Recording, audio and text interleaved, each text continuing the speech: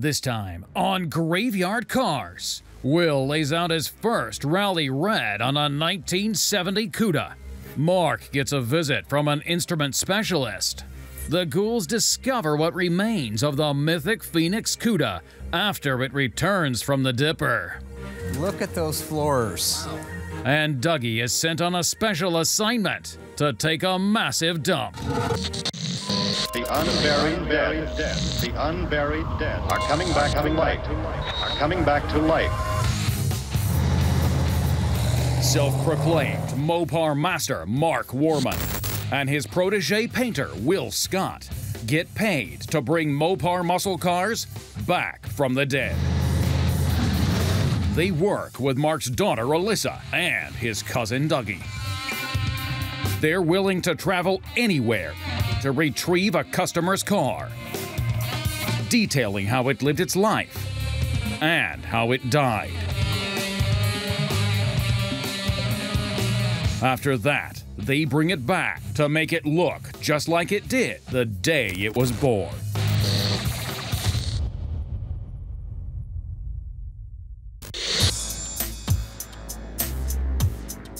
Dougie and Ezra load up the disassembled and burnt-up body of the Phoenix Cuda. This one of 48 1971 Hemi Cuda is headed off to the Metal Dipper, while Mark and the ghouls eagerly await its return, hoping, along with the owner, that the car won't be worse than anticipated.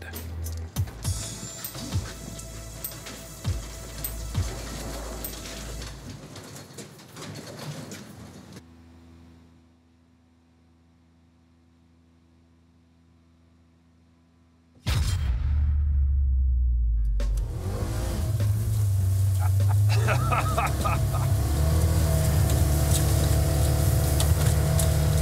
know what this is called? Shenanigans?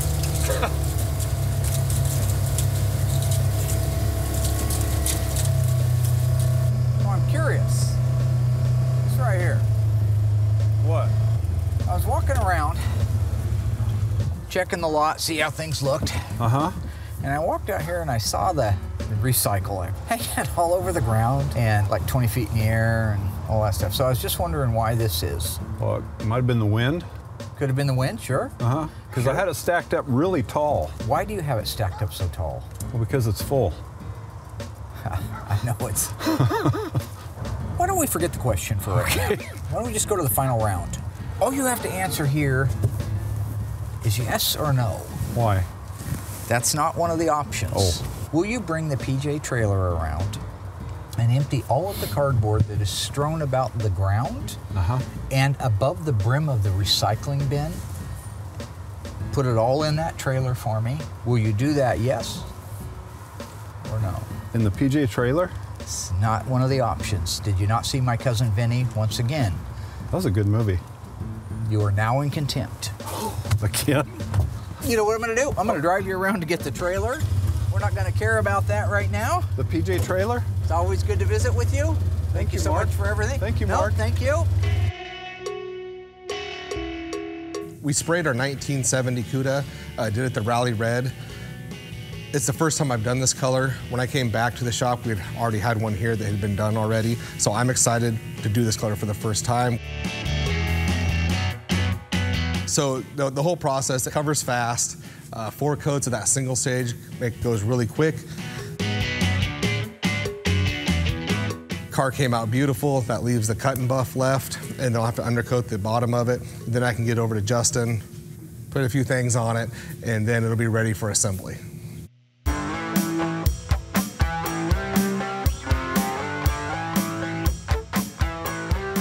Being a man of both action and delegation, Dougie enlists the production crew to help him load up the cardboard in his new dump trailer.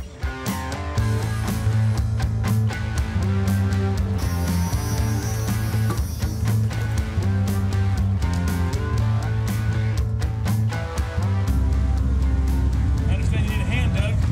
Yeah, I think so. Got quite a mess here, don't we? Well, I guess Mark says we can use this nice new PJ trailer for this mess, right? You got elected to help me clean this up? Yeah. I'm sorry. Work of a producer's never done, right?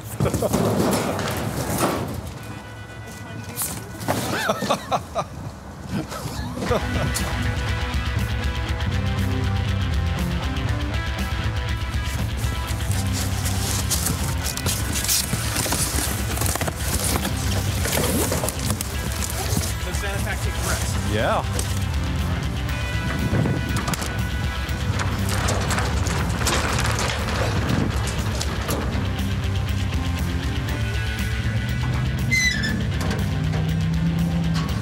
Okay. Thank you, buddy. Thank you, Jeffrey. All right.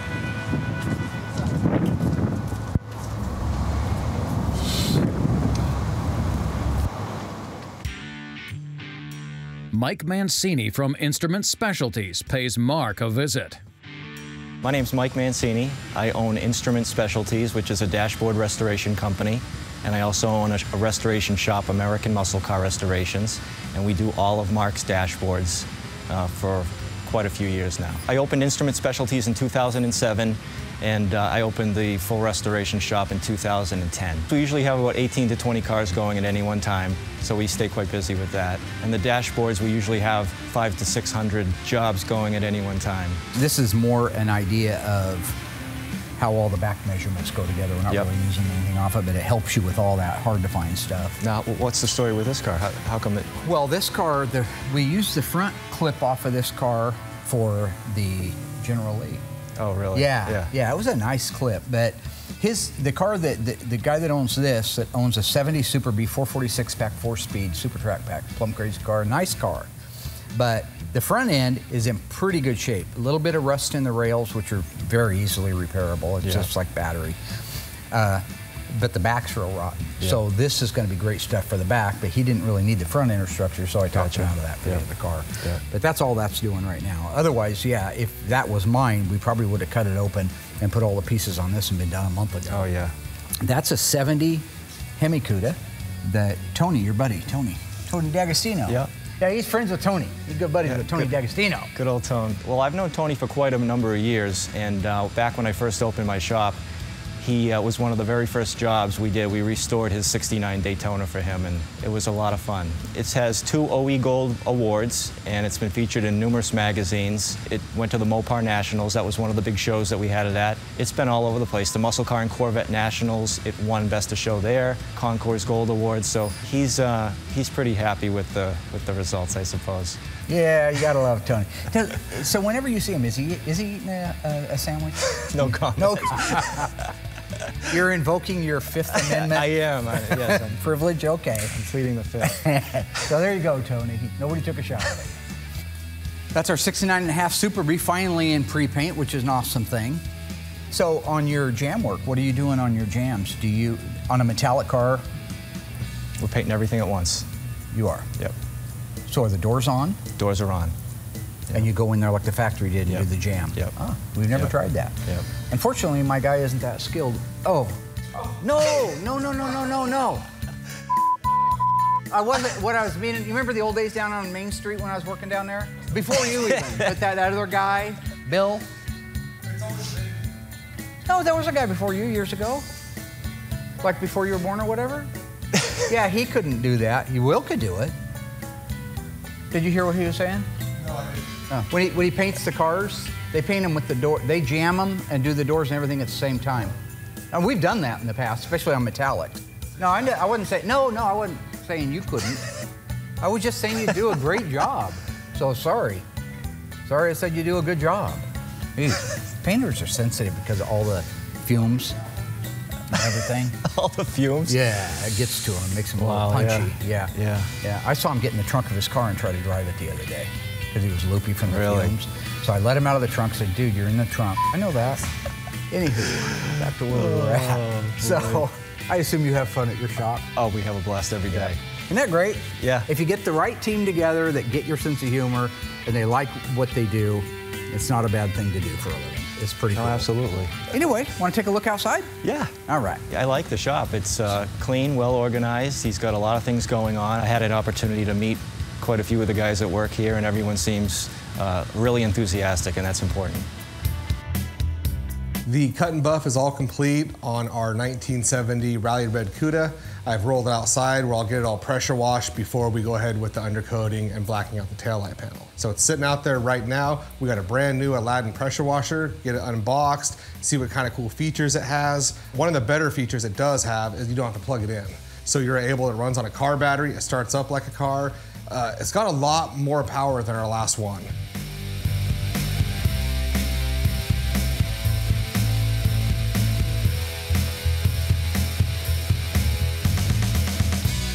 So the old Aladdin pressure washer that we had, one of the great features about it is on the wand you could turn down the pressure. So when I was trying to fill the wash bucket, I'm looking and I realized it does not have that. So maybe the system has it and we haven't found it yet because it is new and nobody's used it. So you can see where that could be a problem when you're trying to fill a wash bucket and it comes out at like 200 miles an hour. So the car's washed, I'm gonna get it in the booth, and on my downtime, I'm gonna go back out there and research if we can turn that pressure down a little bit. If not, I'm just gonna take the old one off the old pressure washer and put it on the new one. But overall, it's still a great piece of equipment. Car's all pressure washed beautiful and came out great.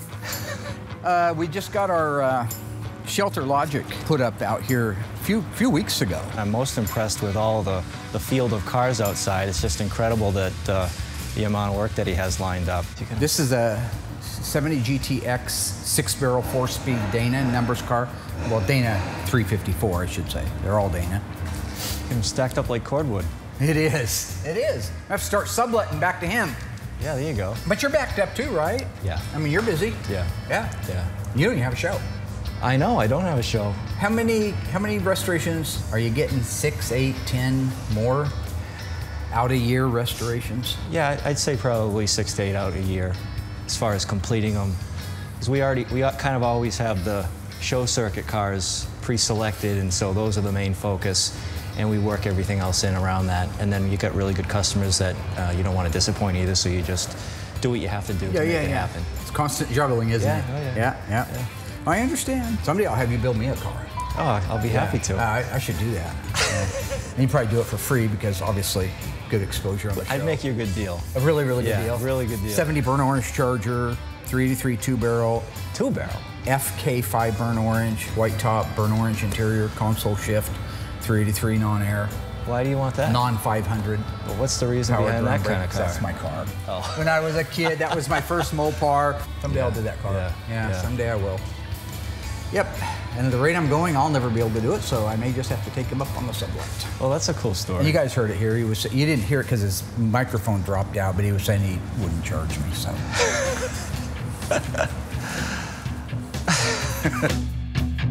With a massive pile of cardboard successfully loaded up in the new dump trailer, Dougie hauls this receptacle of recyclables to the dump.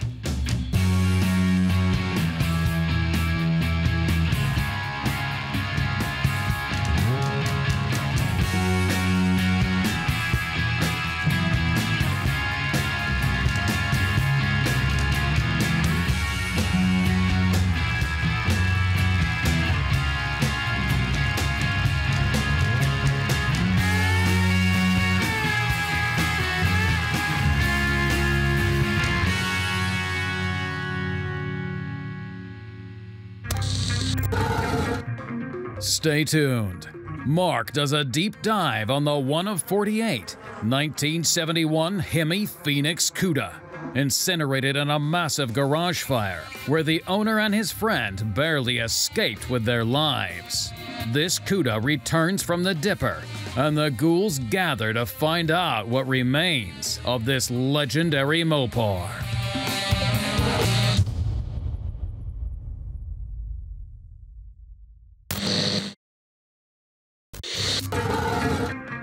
In 1971, Stairway to Heaven played live for the first time. Frazier defeated Ali in the fight of the century, and Plymouth revealed some stunning changes to its iconic Roadrunner, like this one, awaiting its own restoration. This pace-setting mid-sized high-performance car came standard with a 383 4-barrel V8, but the 446-barrel and 426 Hemi were available options. Plymouth aimed for aerodynamics, rounding out the body and bumper bumpers. Even the side markers were given a flush design, and door handles were recessed, all contributing to less drag and more speed. Plymouth also added a new grille, new rally instrument cluster with wood grain trim, and a new steering wheel, making this 1971 Roadrunner our corpse of the week.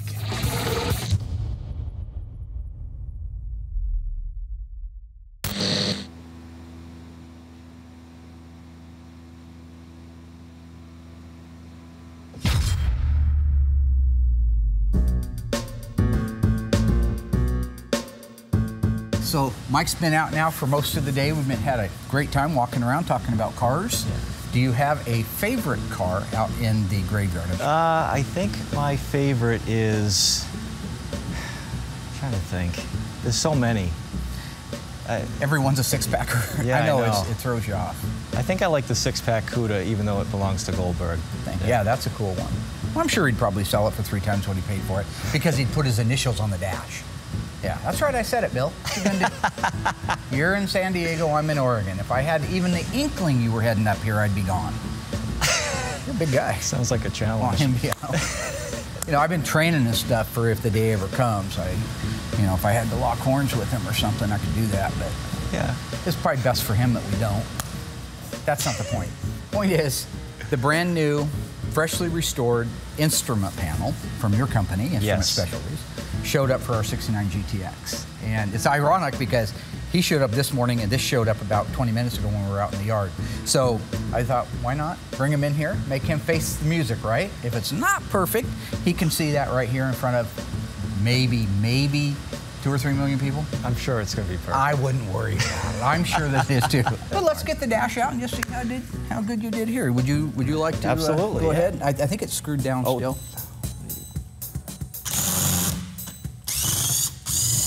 What's that say up there in the corner? I can't make it out. Instrument Specialties. Okay, first off, nice packaging.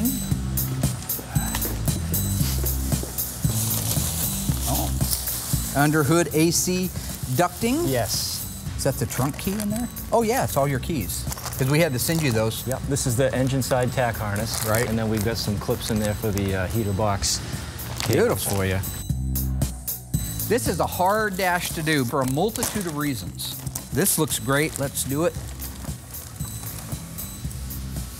And well, that is absolutely stunning as always. Oh, thank you. My gosh. So are you replating all these? These aren't something you just pick up the phone and call and order new ones. Are these? Those are originals we've replated. You've redone the plastic chroming on it. Same thing for the knob. Yep. All of them. Yep. And the registers? Those are the originals that we completely disassembled, re-chromed, detailed, and put back together.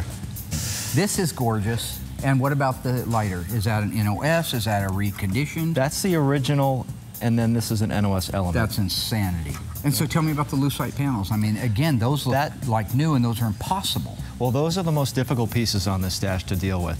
Fortunately, the pieces that we ended up coming up with, the ones from you and the radio bezel that I replaced, it didn't need really much restoration work to the wood grain or the back painting. We basically just wet sanded and polished the faces of them so they look nice and shiny and new. But that's all the original chrome striping and everything. That's really amazing.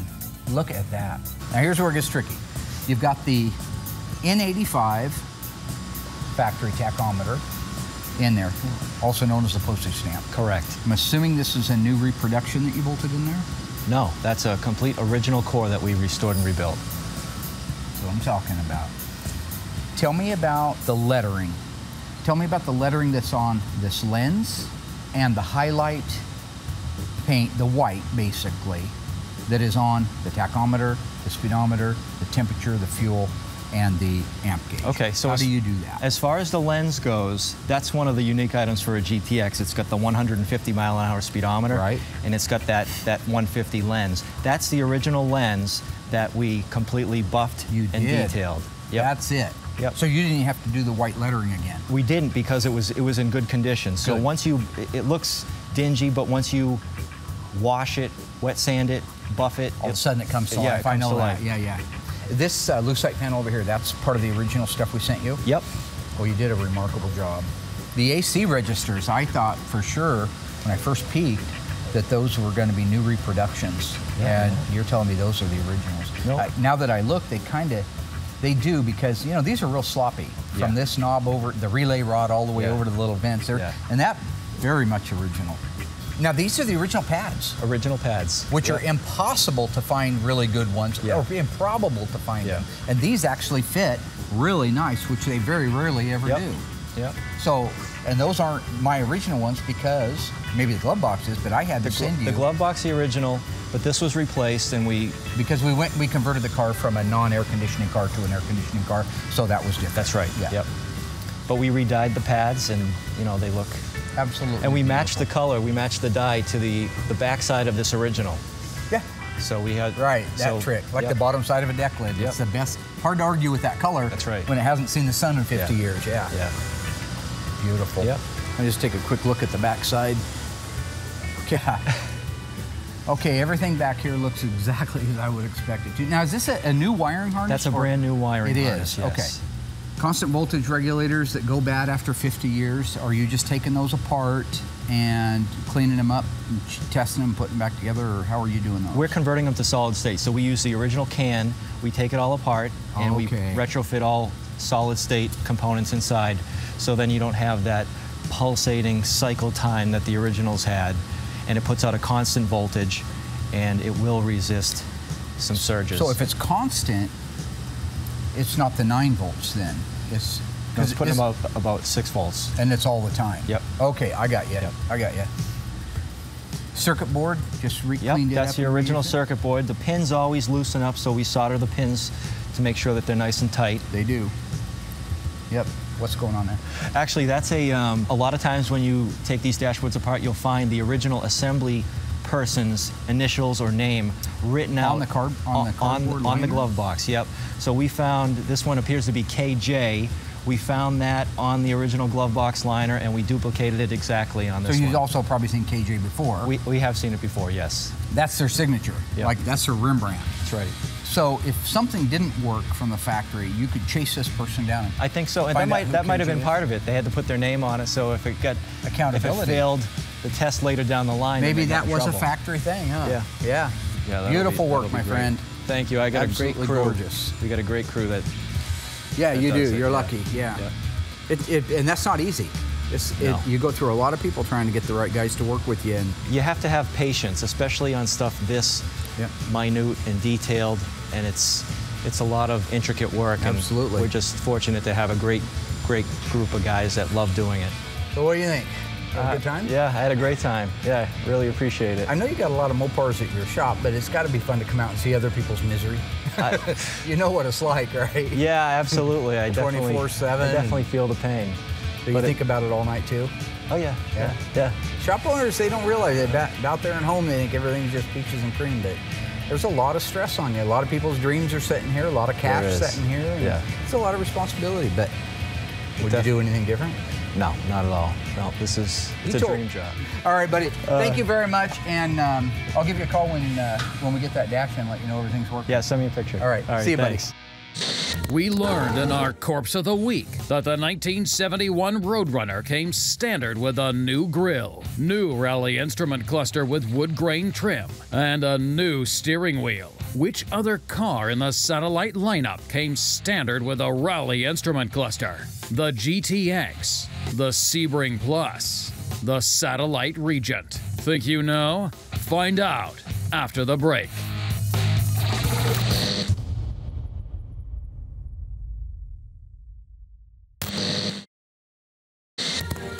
The 1971 Roadrunner came standard with a rally instrument cluster. Which other car in the Satellite lineup came standard with a rally instrument cluster?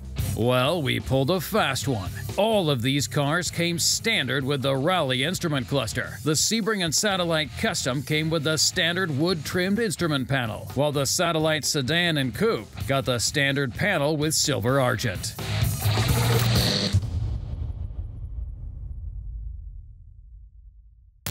With the Phoenix CUDA back from the dipper, the ghouls gather to assess the damage.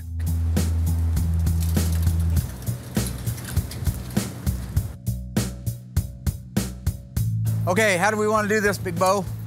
One in the front, one in the back type thing. Come on in, guys. Give me a hand. All right, Douglas. Yeah. Ooh. Boy, so far so good. Oh my gosh, if this is what I think, we just jumped ahead 6 months. Look at those floors. Wow. Holy cow. Oh my gosh. Oh, that is a miracle. Look at that, that's better than any car we've done yet. We haven't done a car that didn't have something wrong with the floors. I know. It's hard to believe. The wheelhouses, beautiful. Quarter inner structure. Got the one header we knew about. This, all good. Got a little warm up here, but that's the original cowl. We'll just have to float that. Numbers look good over there. Yep. Got a 1B, something, something, something, something, Yep. something, something. Should be right here too, right? Yeah. Wow. Look at the aprons, they're beautiful. Just a little patch right there. Little chrome trim there, huh? Wow. Should be able to polish that up. Wow. Oh, nice. That is absolutely beautiful. Very minor, very minor. The rails are gorgeous.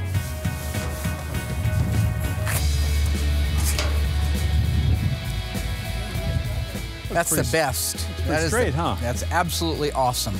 I'm absolutely amazed. Somebody already put a floor in it. See how ugly that is? Oh. So we'll do a trunk floor, and we'll have to do trunk floor extensions in the quarters because they're warped. But just little sections of the wheelhouse.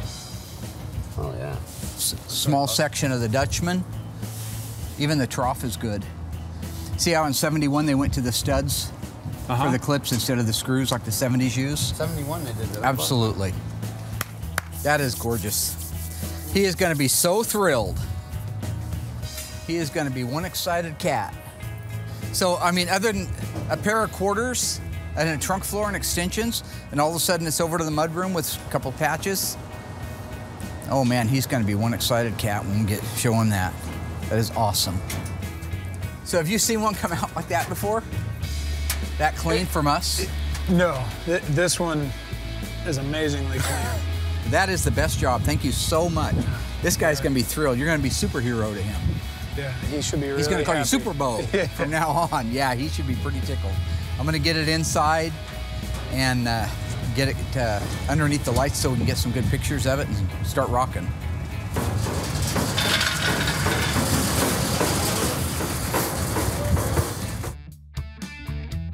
Now that we can check off the Phoenix Cuda's post-dip assessment, it's time to roll it in the shop to go over Mark's plan of attack. So we just got back to 71 Cuda. This is our Phoenix rising from the ashes Cuda. It's a 71 426 Hemi automatic.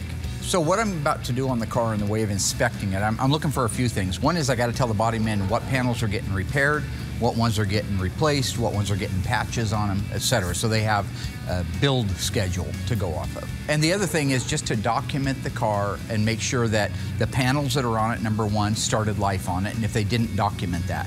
Somebody comes along, not that Wendell will ever sell a car, but if somebody wanted to buy the car, you know, it's a $500,000 car-ish when it's done. So they're gonna say, has it got the original aprons? Has it got the original frame rails?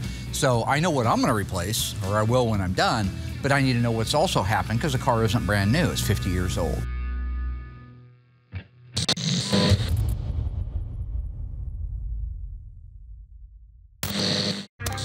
Still to come, Mark continues his deep dive to discover the secrets of the mythic Phoenix Cuda. But after its apparently triumphant return from the Dipper, The single best floors I have ever seen. will Mark uncover a sin from the Cuda's past restoration that would never have been revealed had this Phoenix not been baptized by fire? How can you tell if that's happened then? Well, somebody worth their salt can.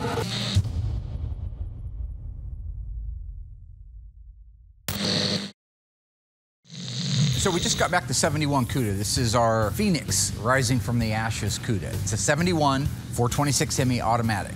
I thought I'd show you that this is a numbers matching car, at least the body so far. The vehicle identification number on a 70 to 74 Plymouth Barracuda and Dodge Challenger is stamped in the upper cowl panel and on the radiator support. Now there's a lot of cars they build, they don't always go there. If you had a B body, there's one on the trunk lip and one on the radiator support. A bodies are even different from that. but it's the last 8 characters of the vehicle identification number. But on these hidden body numbers, they flipped it. This actually reads B1. They put the assembly plant before the year, even though that's not how it appears in the vehicle identification number. So just watch for that. That's not a mistake. It's what they did. Okay, so I go up to the vehicle identification number. Here we've got the B, the 1, 396800. So I know that that's right. So when I circle that with blue, that means that matches the VIN number of the car. So over here on the course report, I have my B, my 1, 396800. So we know that's right. We know the body vehicle identification number, the hidden numbers, match the title to the car, match the block, match the transmission. This is all good stuff. You've got a car here that's a very expensive car. You've got a vehicle identification number that tells you it's real, and one here that tells you it's real. However, from right here back could be anything in the world if you were a bad person. That means you could take the radiator support out of this car, this upper cowl panel out of this car, put it onto a really nice little car you bought, a little slant 6. Put those parts on that car and you could pass it off as a real one. That's called fraud. You should go to federal blank, blank, blank prison. How can you tell if that's happened then? Well, somebody worth their salt can. This is our cowl panel. These are spot welds. Here, here, here, here. I put a little mark there, and so on and so forth. So I go to this cowl panel and I put my marks where the spot welds are. Over here, we have a big weld. This is a regular MIG weld. Then I go in here and I start marking everywhere these spot welds were. These are all spot welds. People like to smooth these areas out when they restore the cars, because this is ugly through here the way the factory did it. But the way the factory did it should be ugly, and you should not be able to tell that anybody's been there. So when we do our spot welds across there, we just leave them, we walk away. We don't use filler on it to smooth that area out. So for me, when I come out and I see all of the spot welds, I know that the upper cowl panel started life on this car, at least adjacent to this firewall and adjacent to this side cowl panel. But we still have a core support out here. Maybe they changed the core support. Well, the same things apply. You go through, mark off all of your spot welds, and there's a doozy of them. There's a ton. When I look at these, they're kind of sporadic. But when you go through and you look at this pattern right here that I've created, and you go over to another car that's original paint, never been touched, and it has the same pattern, and you know this was done by robots, you know it's the same thing. That's how you can tell that another panel's been replaced. So when I look at this upper radiator support and I see that the numbers are there, and then I walk over here and I look and I see all of the spot welds where they belong, I know that this started life on that. That panel started life on this apron by looking at our spot welds. That apron started life on that shock tower. That shock tower and apron combined started life on that firewall and that upper cowl panel. That's how I know nobody's been on the front end of this car. So that only leaves the rest of the car. We learned in our Corpse of the Week that the 1971 Roadrunner came standard with a 383 4-barrel V8, although the 440 6-barrel and 426 Hemi were available options. True or false?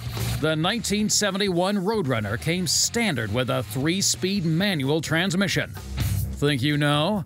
Find out after the break.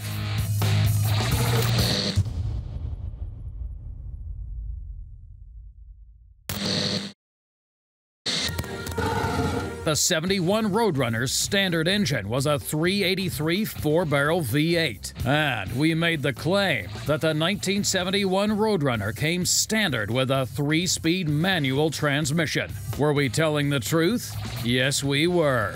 A 3-speed TorqueFlite automatic was also available, as was the epic 4-speed manual with Hurst pistol grip shifter.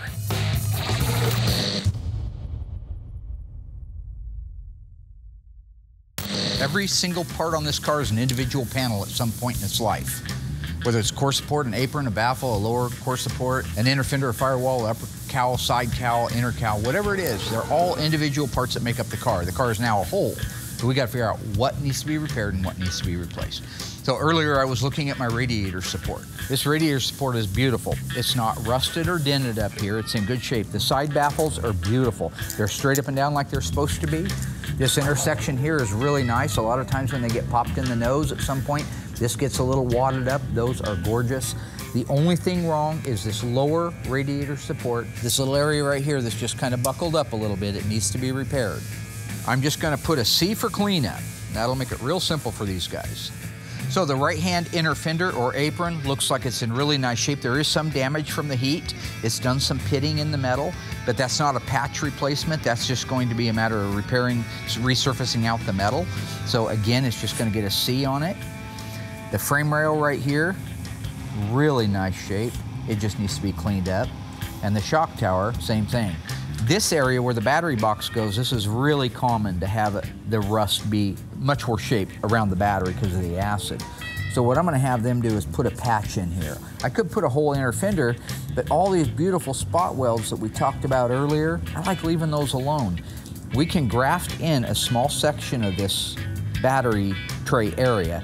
You'll never know we were there. So I just do kind of a rough out. They'll make up their own mind when they do it, but they know when I circle this that I'm talking about trying to keep that repair fairly small. Now you put that piece in, cut this one out, use it to make the pattern for the other piece, put it back in. The two pieces of metal will butt up against each other. You metal finish this side, metal finish that side, nobody knows you were ever there. This hole right here is what they call the shaker hole. So all Hemi Cudas got a shaker.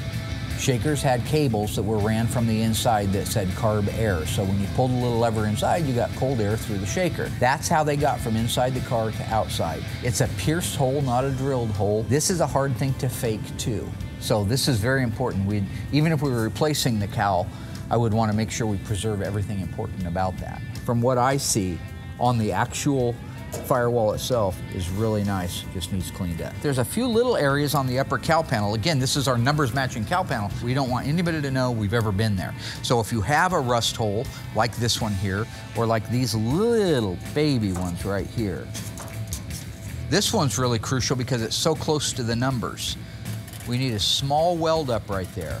Over here, we're eroding away a little bit. So again, this area and this windshield area right here are rusty, but not to the point where I'd ever want to start putting an upper cowl panel on it. But all of these are patch repair. I gotta say, the single best floors I have ever seen in my entire life, except on a brand new car that's never seen the road. The under seat pan right here, again, looks really nice and solid. So all this needs is cleaned up too. That's the first car, period, bar none, that didn't need at least a section of a floor. The roof, obviously garbage. The whole roof is caved in. So another interesting thing, I can already tell that for some reason this wheelhouse has been replaced, is if you look at these blob welds, those are not supposed to be there. This inner wheelhouse is spot welded to this under seat pan and the trunk pan. So I know that we've got to replace that wheelhouse with a correct new one and spot weld it back in so there's none of this evidence here.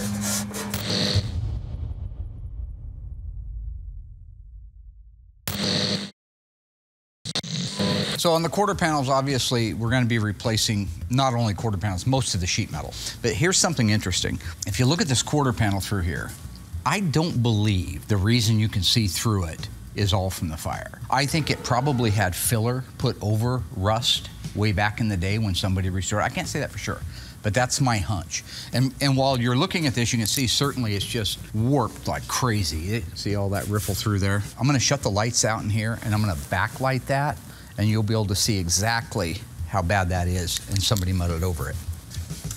See, now this tells all. That not only shows the large holes that are here, but even the little microscopic ones. So the paint's doing the same thing butchers will do. They'll have something that has holes in it. It's not a great big hole you can stick your head through. It's a lot of pepper holes like this, and they'll just smear mud all over the outside of it and call it good. I don't think you see it as much today as you did years ago, but there's a great visual example. That's what happens when metal deteriorates. It starts like that, and it gets bigger and bigger until it looks like most of the cars out here on the lot. Okay, turn the lights on. This is replace. They'd already know that real well. So I look at this rear body panel, and overall, this is really nice. Most of the time, whether it was in a fire or not in a fire, they're rotted out. And they'll usually rot out right through this area here because this is where the license plate pocket seams and goes underneath the actual opening of the rear body panel. Stuff will collect in there and then this will rot out through here. So this rear body panel will not need to be replaced. However, there's a couple areas, like right through here, that I'll want repaired, that hold the actual taillights themselves. This is part of the quarter here, so this goes away when we do the quarter panel on it. This up here has some rust through it that's hard to see, but it's there. So we're gonna wanna put a small piece in here. This is kind of like the quarter panel. If you had a backlight on it right now, it'd look like Swiss cheese through there. I think that may very well be from the heat. This is the rear cross member here. This connects the two frame rails together, and the pan intersects with it, the trunk pan, and the trunk floor extensions intersect with the trunk floor. So this makes up part of the structural integrity of the rear body right here, and it is beautiful. You look, there are no holes, no rust. It looks really great.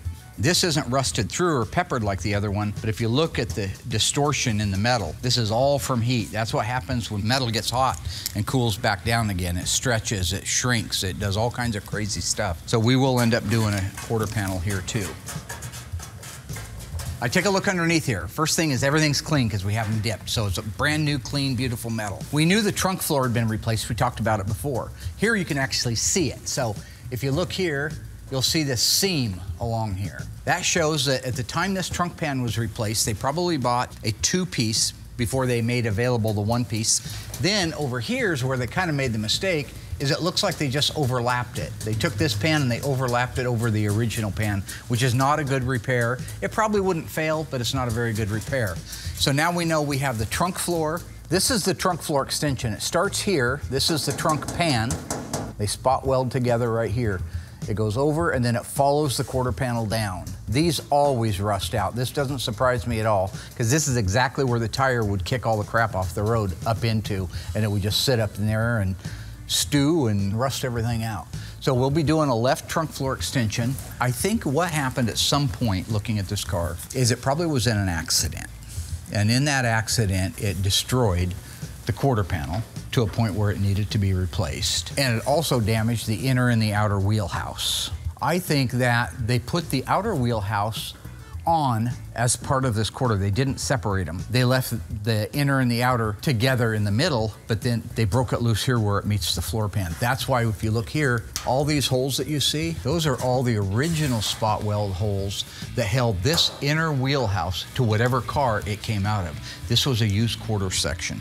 For a car that looked absolutely destroyed when it rolled out of that trailer and looked like it was gone, it'll be actually one of the nicest cars that we've ever put together from the standpoint of inner structure pieces. The stuff that would really cost you money and time came out really nice. With the Phoenix Cuda in the metal shop, Will rolls his latest paint job into assembly. It's the first red one I've ever done. Oh, no way. Yeah. This color looks good on probably every car. This is the main color my dad always painted his Daytonas. You want it in the second stall here? Yeah, that works. All right, you're clear. Okay.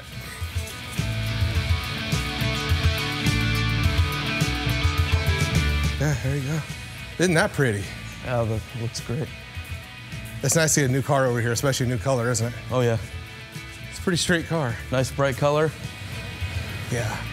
And that's straight. That looks really good. Thank you. Can't wait to see this one done.